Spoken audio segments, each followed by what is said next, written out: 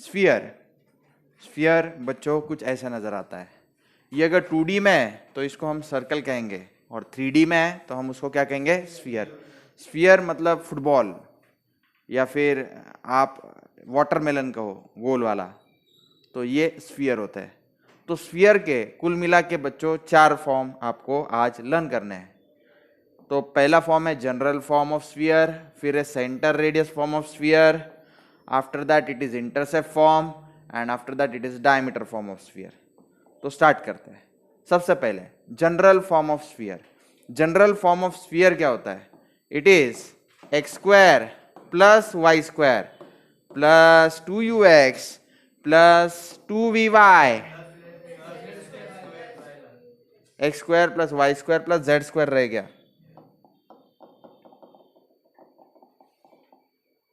X square plus Y square plus Z square plus 2ux plus 2vy plus 2wz plus D equal to 0।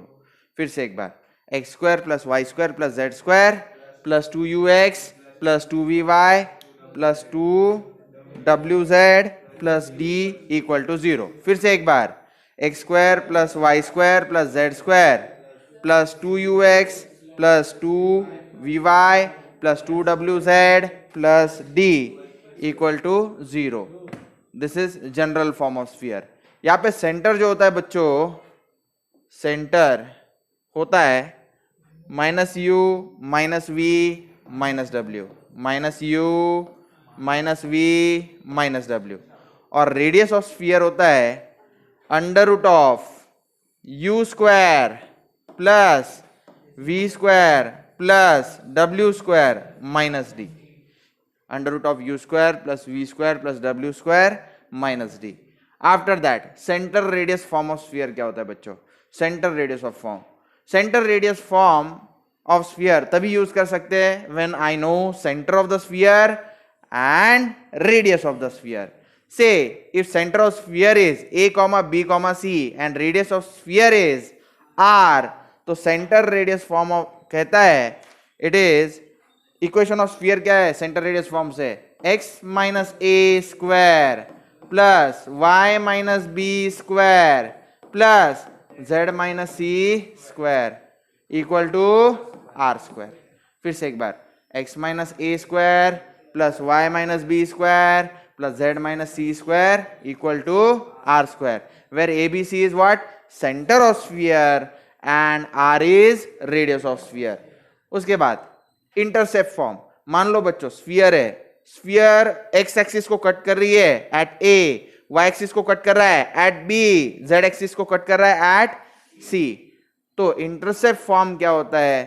Intercept form होता है sphere का X square plus Y square plus Z square, X square plus Y square plus Z square minus A X minus B Y minus C Z equal to 0, where ABC be the intercept made by the sphere with x, y, z axis respectively. After that diameter form of sphere. Diameter form of sphere क्या होता है बच्चों? where x1 y1 z1 x2 y2 z2 अगर diameter है sphere के, diameter के end points है sphere के, तो डायमीटर फॉर्म ऑफ स्फीयर क्या होता है? It is x minus x1 then x minus x2 plus y minus y1 into y minus y2 plus z minus z1 into z minus z2, the whole thing equal to 0. This is the diameter form of sphere.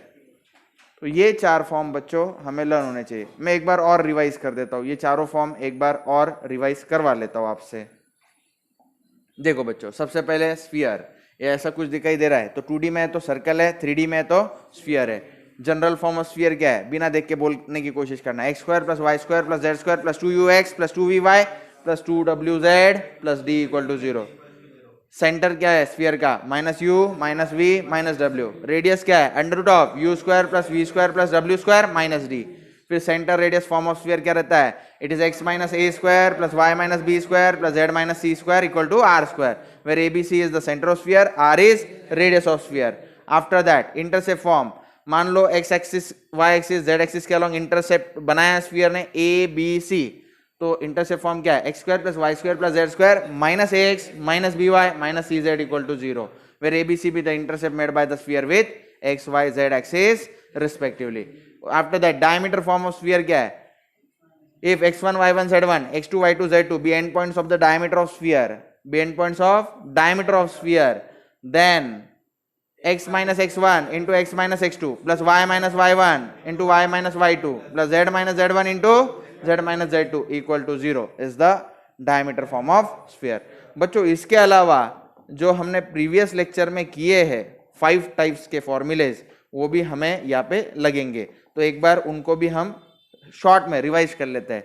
कैसे revise करेंगे, देखो DCS and DRS, मान लो एक line है, line makes an angle alpha beta and gamma with respect to X Y Z axis respectively. तो alpha beta gamma क्या है, डायरेक्शन एंगल्स. रिवीजन चल रहा है. फिर cos alpha cos beta cos gamma are called as direction cosines. इनको indicate किया जाता है LMN से, या डायरेक्शन कोसाइंस को ही हम DCS भी कहते हैं. ओके, प्रोपोर्शनल वैल्यूज और multiple values of DCS are called as DRS, या फिर उसी को हम क्या बोलते हैं, direction ratios,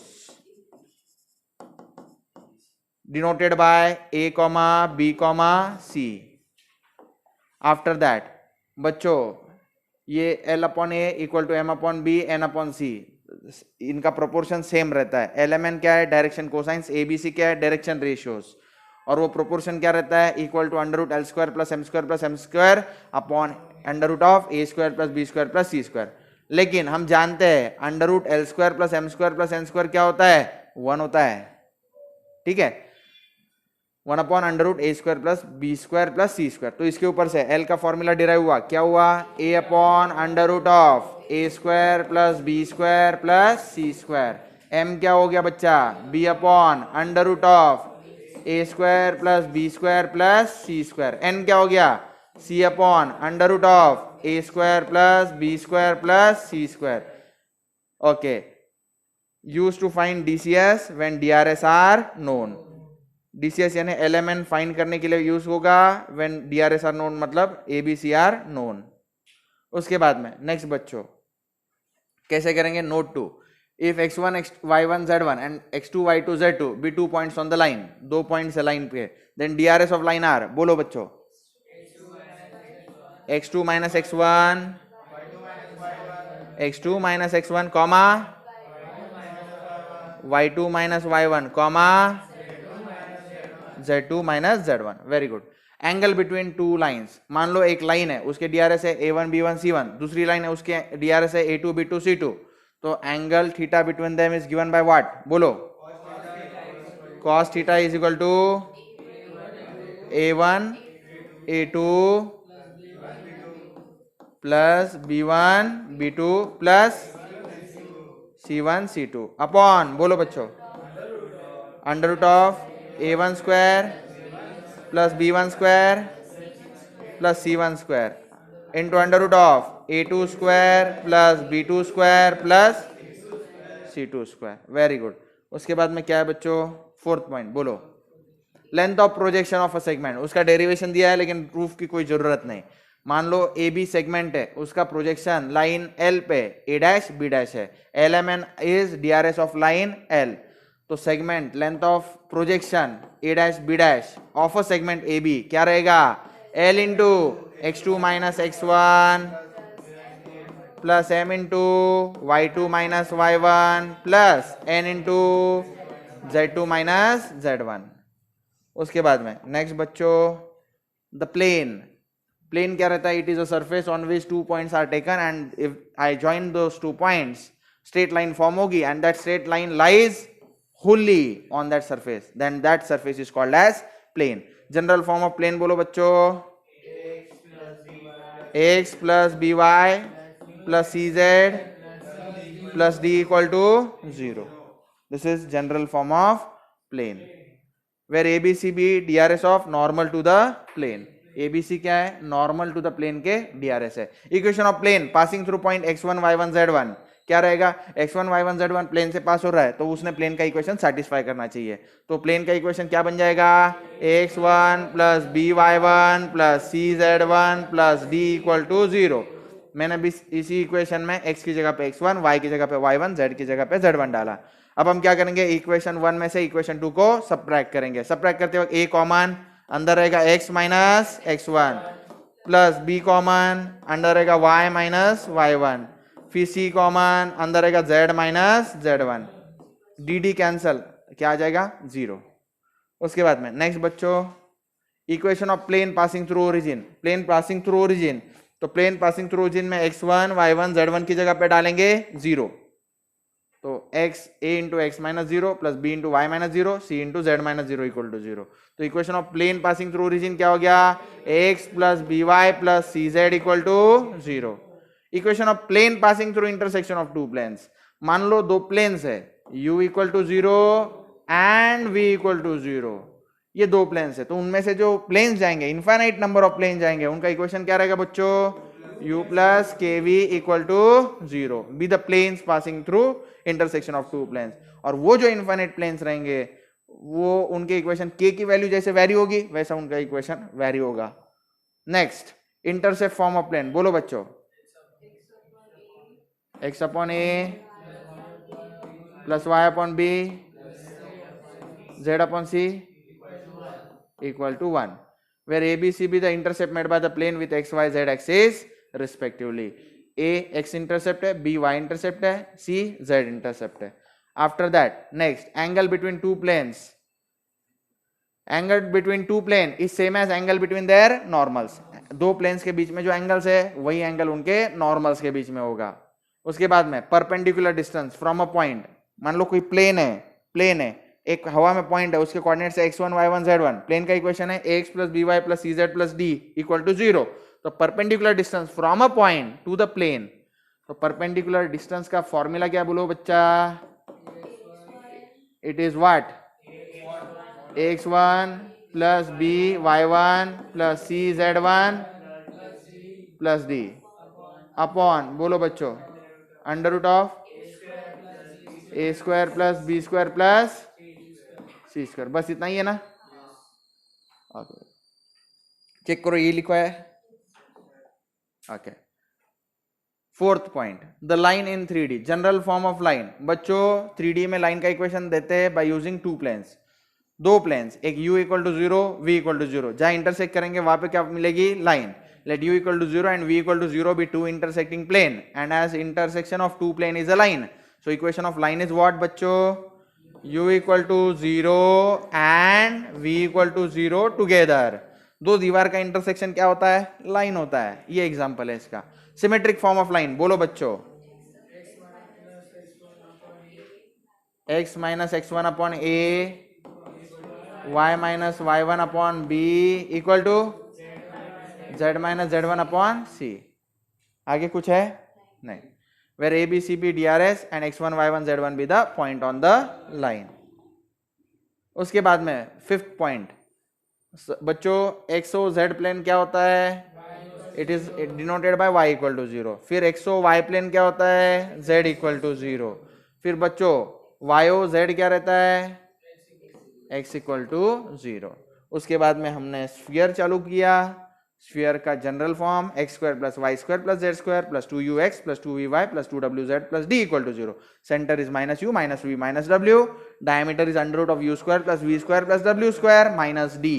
centre radius form of sphere कब यूज करना है? When I know centre of sphere is abc, radius is r. तो सेंटर रेडियस फॉर्म है x minus a square plus y minus b square plus z minus c square equal to r square.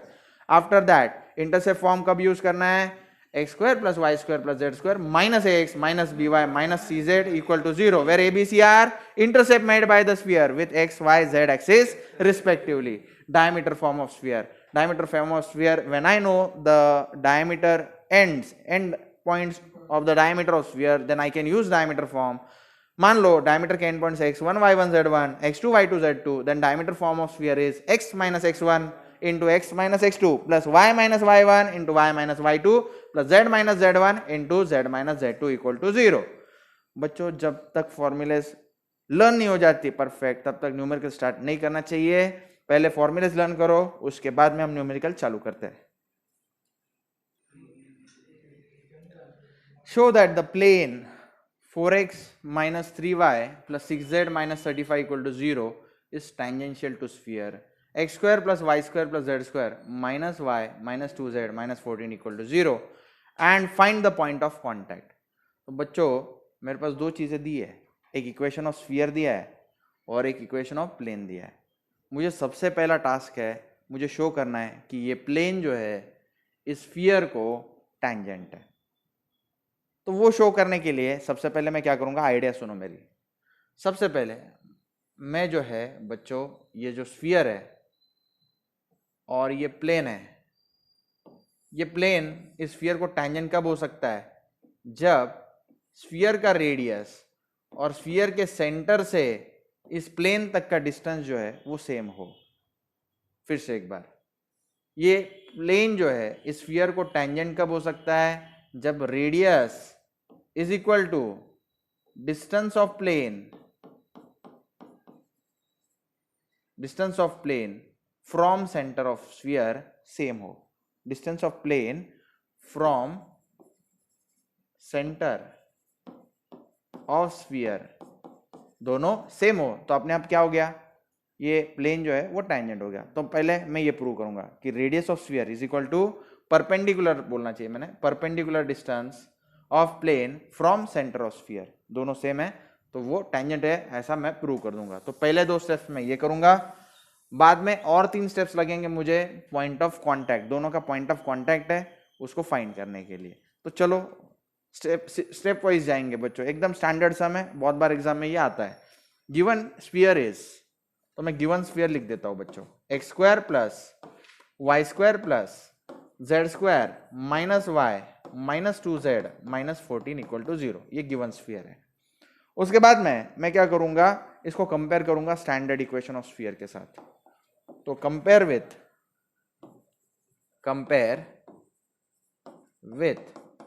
इसको compare कर दो, x square plus Y square plus Z square plus 2ux plus 2vy plus 2wz plus d equal to 0 के साथ, standard equation के साथ compare करो. तो compare करने के बाद बच्चों आपको 2u 2v 2w and d ये सारी वैल्यूज मिलेंगी. तो ये सारी वैल्यूज जो है बच्चों ये स्टैंडर्ड के साथ कंपेयर करने के बाद ही आती है. तो बोलो बच्चों, x का कोएफिशिएंट 2u है, यहाँ पे x है ही नहीं तो 0. y का कोएफिशिएंट 2v है, यहाँ पे y का कोएफिशिएंट कौन है, -1. तो इट इंप्लाइज दैट v क्या है बच्चों, -1/2. यहाँ पे u क्या है बच्चों, 0/2 0. 2w कौन है, z का कोएफिशिएंट, लेकिन z का कोएफिशिएंट यहाँ पे कौन है, -2. तो 2 डिवाइड बाय -2, w की वैल्यू क्या आ गई, -1. आफ्टर दैट d यानी कांस्टेंट टर्म यहाँ पे कौन है, -14. तो आपके पास d की वैल्यू आ गई -14. ये सारी वैल्यूज आ जाने के बाद आप सेंटर फाइंड कर सकते हैं स्फीयर का. सेंटर कैसे फाइंड करोगे, centre of sphere, centre of sphere standard formula है, it is -u -v -w.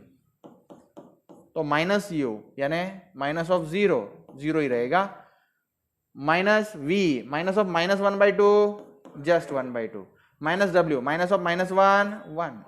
This is centre of sphere. और रेडियस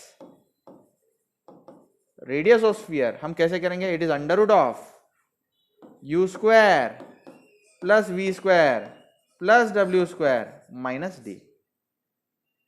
तो बच्चों u स्क्वायर कर देते हैं, u का स्क्वायर 0 का स्क्वायर 0, v स्क्वायर -1/2 का स्क्वायर 1/4, w स्क्वायर -1 का स्क्वायर 1 और d की वैल्यू -14.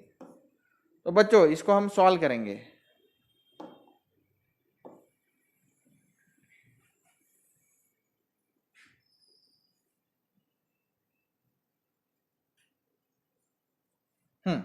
तो सॉल्व कैसे होगा देखो, minus of minus plus 14, 14 plus 1 15, तो 1/4 प्लस 15 आएगा। ओके, 4 इंटू 15 कितना होता है 60, 60 प्लस 1 61, रूट 61 अपॉन 4 ये है। रूट 61 अपॉन 4 को मैं क्या लिख सकता हूँ, मैं रूट 61 डिवाइडेड बाय 2 लिख सकता हूँ, क्योंकि रूट 4 क्या है 2। तो इस तरह मुझे सेंटर और रेडियस ऑफ स्फीयर पता चल गया है। ठीक है, यहां तक कर लीजिए, मैं टेंजेंट के बारे में आपको बताता हूं। नेक्स्ट बच्चों, ये प्लेन है 4x minus 3y plus 6z minus 35 equal to 0। तो बच्चों let m is the point of contact between sphere and plane.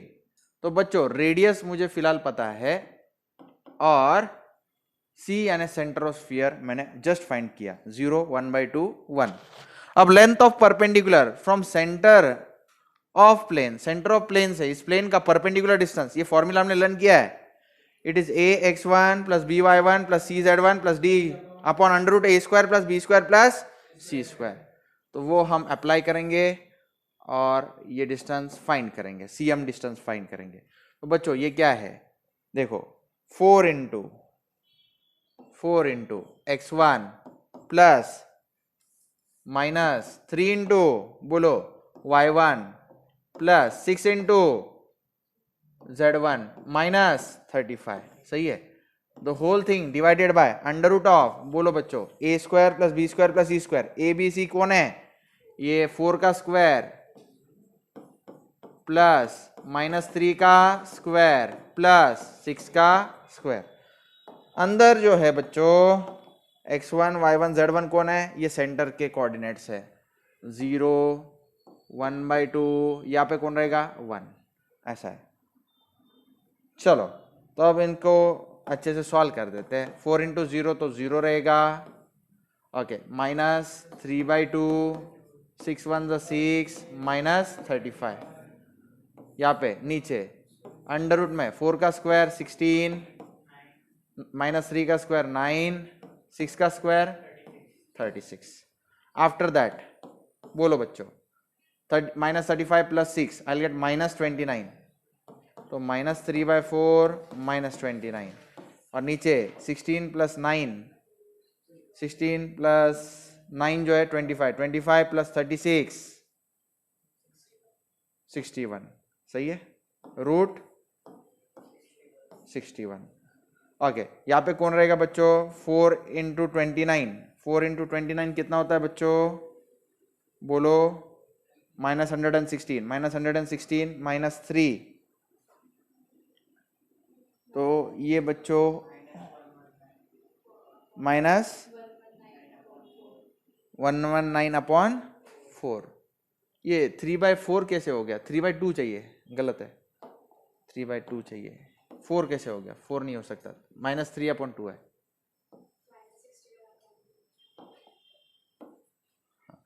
Okay, 2 into 29 तो कितना होता है 2 into 29, it is 58 minus 58 minus 3 minus 61, तो ये आंसर आ रहा है माइनस 61 अपॉन 2 और यहाँ पे अंडर रूट ऑफ 61।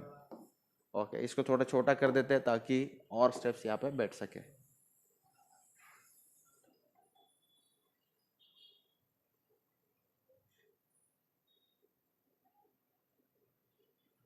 चलो तो बच्चों ये मॉड्यूलस होने के कारण नेगेटिव साइन चला जाएगा, सिर्फ रहेगा 61 upon 2 under root of 61।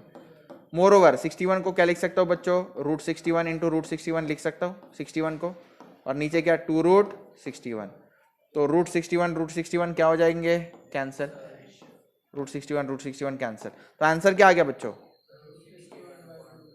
Answer आ गया रूट 61 अपॉन 2। तो बच्चों ये कौन सा डिस्टेंस है, √61/2, ये length of perpendicular from centre of plane is equal to radius है, and this is equal to what, radius.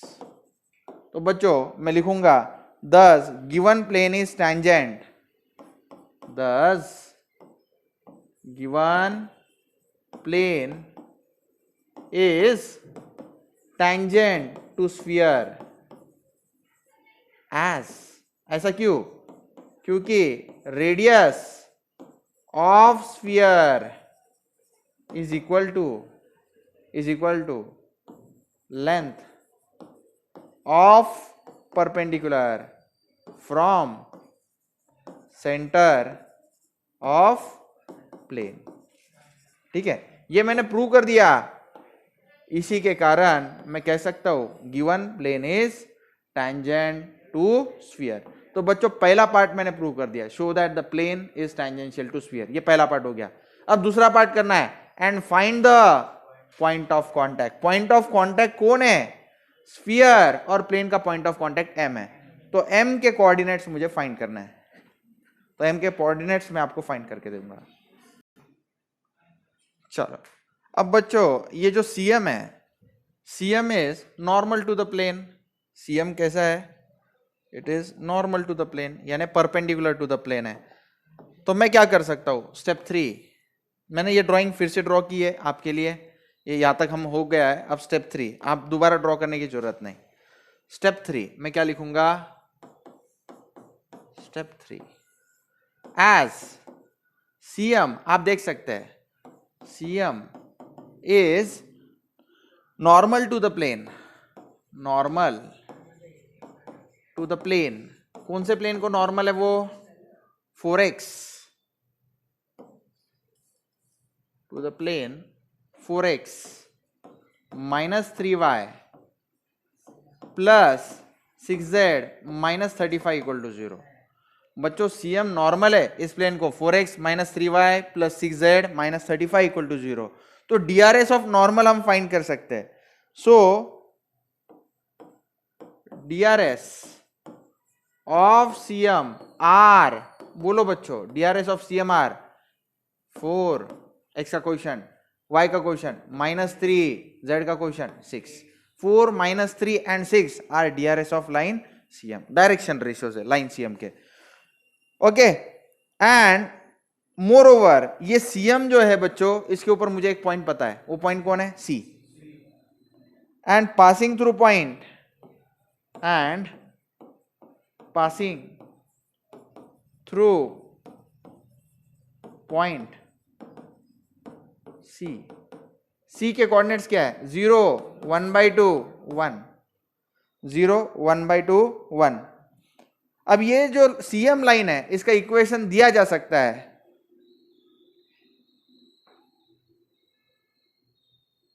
So equation of line CM having DRS 4, -3, 6 and passing through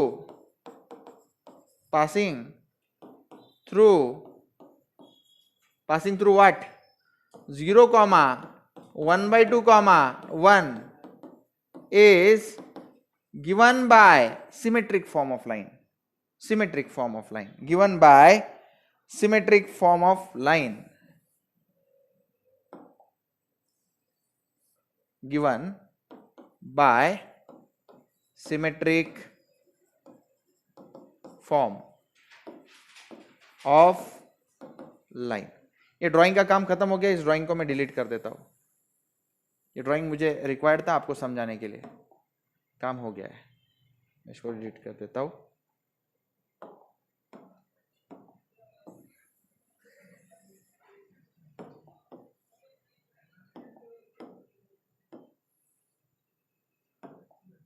चलो, और ये जो पार्ट है ये साइड में लिख देता हूं अभी, ताकि पूरा सम इसमें बैठ सके।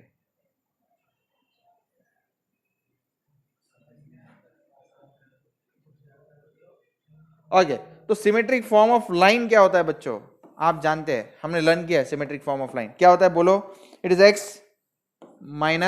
- x1/a equal to y minus y1 upon b equal to z minus z1 upon c. Let me say ये सारे रेशियोज इक्वल टू k है, इक्वल टू क्या है, k है, ऐसा हम कहते हैं। x माइनस x1 क्या रहेगा 0, a यानी DRS 4, y माइनस y1 क्या रहेगा 1/2, DRS कौन है नेक्स्ट -3, z माइनस z1 क्या रहेगा 1 और DRS कौन है 6 इक्वल टू k। तो बच्चों 1 by 1 मैं फाइंड करूंगा। देखो इसके ऊपर से x की वैल्यू आएगी मुझे 4 k से मल्टीप्लाई हो जाएगा, तो x minus 0 equal to 4k, x minus 0 मतलब x इज 4k।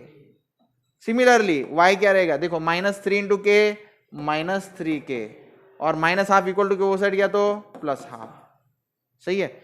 सिमिलरली बच्चों मैं क्या करने जा रहा हूं, देखो z minus 1 equal to 6, z minus 1 upon 6 equal to k ना, तो z माइनस 1 क्या आता है 6k, तो z क्या आता है 6k + 1 सही है। तो ये चीजें मैं लिख के बिना और लिख किया जा रहा हूं।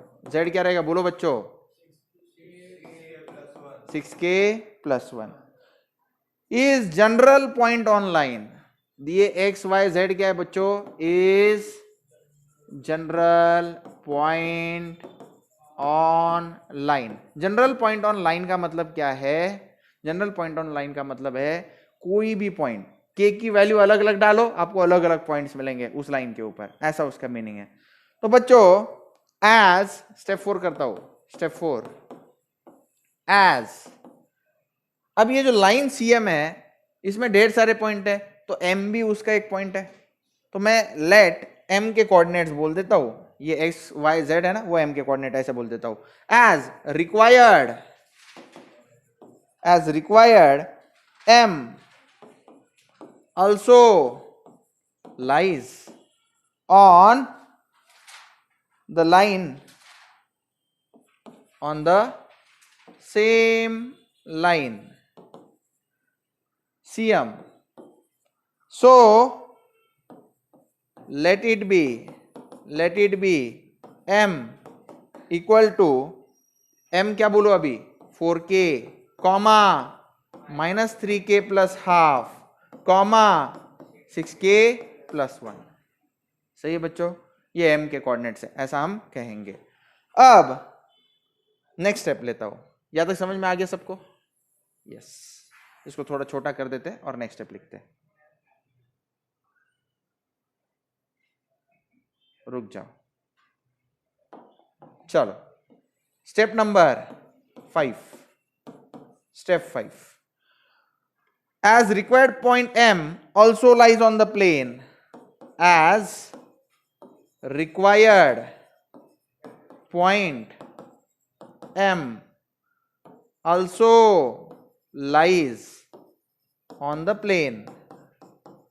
ये M जो है बच्चों लाइन CM पे भी लाई करता है और प्लेन पे भी लाई करता है, तो M अगर प्लेन पे लाई करता है तो उसने प्लेन के इक्वेशन को सेटिस्फाई करना चाहिए, मतलब x y और z की जगह पे मैंने जो M के कोऑर्डिनेट्स नए निकाले हैं वो मैं पुट करूंगा, तो मैं लिखूंगा so it satisfies equation of plane, so it satisfies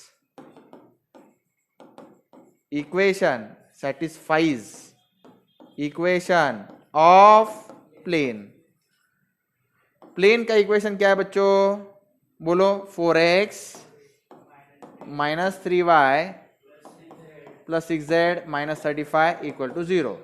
तो 4 इंटू एक्स की जगह पे मैं क्या डालूंगा बच्चों 4k -3, y की जगह पे क्या डालूंगा बच्चा -3k + ½ प्लस 6 इंटू z की जगह पे क्या डालूंगा बच्चा 6k + 1 -35 = 0। अब बच्चों ये पूरे इक्वेशन में एक ही अननोन है, कौन है k, तो k मैं इससे फाइंड कर सकता हूँ कैसे 4 4 जा 16k, यहाँ पे क्या रहेगा -3 इंटू -3 + 9k -3 इंटू +1/2 -3/2 6 6 जा 36k 6 1 जा 6 और यहाँ पे कौन है -35 = 0। तो बच्चों k के टर्म्स ले लो, 16k + 9k कितना होगा 25k, 25k + 36k 61k. Okay, 6 minus 35 is what? 6 minus 35 is minus 29 और यहाँ पे minus 3/2 equal to 0. तो 2 into minus 29 I'll get 58. Minus 58 minus 3 minus 61 upon 2. तो 61k is equal to minus 61k minus 61 upon 2 equal to 0. तो 61k is equal to what? 61 upon 2. तो 61 बच्चों क्या हो जाएगा? Cancel. 61 will get cancelled out on both side. What would I get? The value of k is what? 1/2. तो बच्चों k की value 1/2 हमारी आ चुकी है. So I'll put it in equation of in what? m में पुट कर दूंगा, m के कोऑर्डिनेट्स आ जाएंगे मेरे. तो मैं पुट करता हूं. इसको पहले छोटा करना पड़ेगा.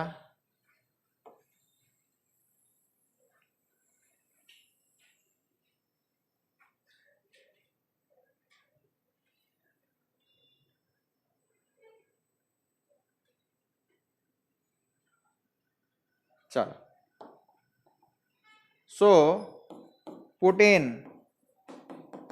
m में पुट कर दो. तो m क्या होगा बच्चों बोलो? 4 इंटू k की जगह पे 1/2 comma minus 3 into 1/2 plus 1/2 comma 6 into 1/2 plus 1.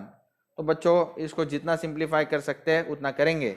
देखो 2 1 जा 2 2 जा 2 नहीं, यहाँ पे कैंसिलेशन नहीं हो रहा है. 2 1 जा 2 3 जा.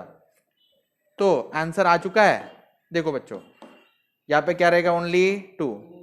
यहाँ पे माइनस 3/2 प्लस 1/2. यहाँ पे क्या रहेगा? 3 + 1 यानी 4. ओके बच्चों मेरे को बोलो -3 + 1 क्या होता है? -2. -2 डिवाइड बाई 2 क्या रहेगा? -1. तो कोऑर्डिनेट्स आ गए 2, -1, 4. तो ये पॉइंट ऑफ कांटेक्ट के कोऑर्डिनेट्स है. पॉइंट ऑफ कांटेक्ट के कोऑर्डिनेट्स है. तो m is equal two point of contact. तो इस तरह से ये पूरा सम मैंने सॉल्व कर दिया आपको. देखो सबसे पहले क्या किया? फिर से एक बार गिवन स्फीयर के स्टैंडर्ड इक्वेशन ऑफ स्फीयर के साथ कंपेयर किया. उसके सेंटर निकाला, रेडियस निकाला. रेडियस आया √61/2. उसके बाद में सेंटर ऑफ स्फीयर से प्लेन तक का डिस्टेंस, परपेंडिकुलर डिस्टेंस निकाला. वो भी निकल आया √61/2. तो रेडियस ऑफ स्फीयर और length of perpendicular from centre of plane दोनों सेम होने के कारण हम कह सकते हैं कि given plane is tangent to the sphere. तो स्फीयर अगर प्लेन को टैंजेंट है तो कंपलसरी वो स्फीयर जो है वो टैंजेंट को, वो जो टैंजेंशियल प्लेन है उसको एक ही पॉइंट पे कट करेगा, एक ही पॉइंट पे टच करेगा. Late me say that point is m. उसके बाद में मैंने क्या किया बच्चों? मैंने क्या किया? बाय सिमेट्रिक फॉर्म ऑफ, ये लाइन नहीं लिखना चाहिए था, सिमेट्रिक फॉर्म ऑफ क्या लिखना चाहिए था? Plane. Okay so equation of line CM having DRS 4 - 3 6 and passing through point 0 half 1 is given by symmetric form of plane. Symmetric form of plane क्या रहता है? x - x1/a equal to y - y1/b equal to z - z1/c equal to k. अरे कुछ गलत हो गया, sorry. Plane नहीं, line ही सही है. CM मतलब लाइन ही है ना? CM मतलब लाइन ही है. 2 मिनट. हाँ CM मतलब लाइन ही है. CM मतलब लाइन ही होता है. CM मतलब लाइन है, प्लेन नहीं है. गलती से हो गया, sorry. x - x1/a equal to y - y1/b z - z1/c equal to k. x1 y1 z1 कौन है बच्चों? सेंटर के कोऑर्डिनेट डाल दिए क्योंकि वो लाइन पे लाई करता है. 0 half 1 देखो. और DRS क्या है? 4 - 3 6. इसके ऊपर से मैंने क्या फाइंड आउट किया? k की वैल्यू फाइंड, ये x y z फाइंड किया. x y z is general point on line. तो m भी लाइन पे लाई करता है, इसलिए m के वो कोऑर्डिनेट ऐसा हम कहेंगे. उसके बाद में हमें और एक चीज पता है. कौन सी चीज पता है? as required point m also lies on plane, so it satisfies equation of plane. तो इक्वेशन ऑफ प्लेन में k की वो x y z पुट कर दिए, हमें k की वैल्यू आ गई. k की वैल्यू हम m में पुट करेंगे. m के कोऑर्डिनेट्स 2 - 1 4 वो भी आ गए. मैं वेरीफाई कर लेता हूँ सही है क्या? यस एब्सोल्युटली करेक्ट है, सही.